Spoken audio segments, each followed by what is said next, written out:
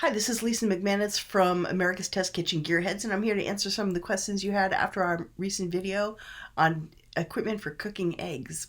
So you had some great questions. Let's get started. Our first question is from Rick Bradley, and he says, how do you scale up the number of eggs in the sous vide? Does the cooking time start when the water returns to the desired temperature?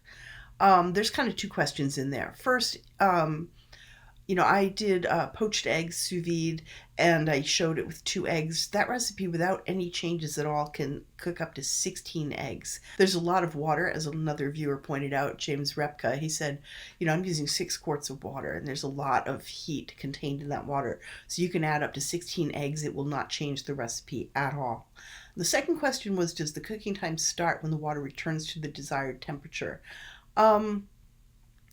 You can set the timer either way. You can either build it in when you're setting the temperature, and then the timer will kick in when it hits the desired temperature, or you can turn the timer on once you've added the food.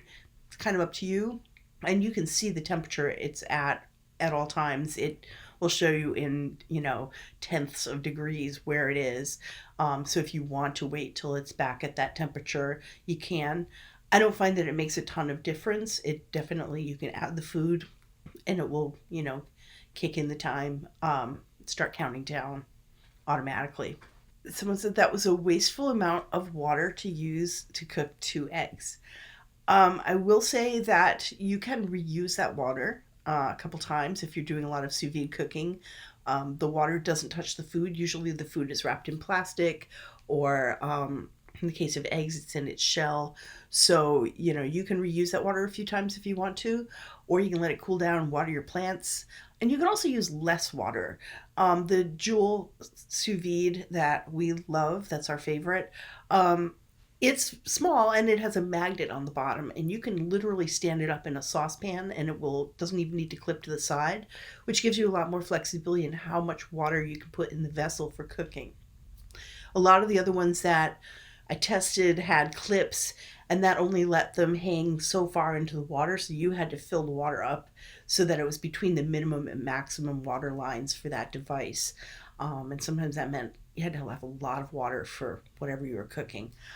We do like that the Joule can fit onto any kind of vessel. It has a big clip on the back, or it can stand up in a metal pot and will stay nice and sturdy because it's got this very strong magnet on the bottom, which lets you use less water and a greater variety of pots to cook in. So you can use less.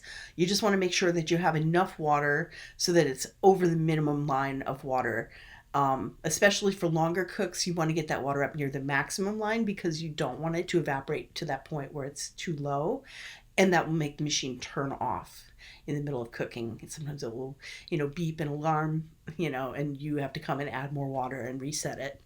So you don't want to risk that. With something as short as eggs, you can definitely use less water. It's not going to have time to evaporate in the amount of times you're cooking, 12 minutes or so. David Lang says, I just use sous vide to do hard-cooked eggs, and I found them horrible to peel compared to doing them in my Instant Pot. You can definitely cook them in the Instant Pot. That's great. But there's a few tricks for peeling eggs, making them easier to peel, that kind of apply to any technique that you're going to use. One is, we found, use the eggs cold out of the fridge. Don't bring them to room temperature before adding them. Might seem a little counterintuitive, but that little bit of extra time with the cold lets the eggs set up away from the shell. The other is to finish by putting the eggs in an ice bath. Get a bowl of water, some ice, make sure that the eggs can be submerged. Leave them about a minute after they come out, and just until they're cool enough to handle, and that will help them peel more easily. Lynn Robb asked, so how long does it take for the sous vide to heat the water? We seemed to skate over that. Yeah, we didn't mention it. I just tested 6 sous vide devices, and they all take varying amounts of time. Our favorite, the Joule, heats very quickly. It's got one of the most powerful little engines, higher wattage. And I also found a trick that I started to use, which is to start with hot tap water. It doesn't matter. It's not like you're going to drink that water. The food doesn't touch it. So start with hot tap water. That gets you into the hundreds. And then you're going to say 167 for the eggs. So it only has to heat from whatever your hot water temperature is up to 167. In my case, it took like 10 minutes. It really isn't a lot of extra time. I always find it just get it started and go bustle around and get those eggs fresh out of the fridge so they're cold.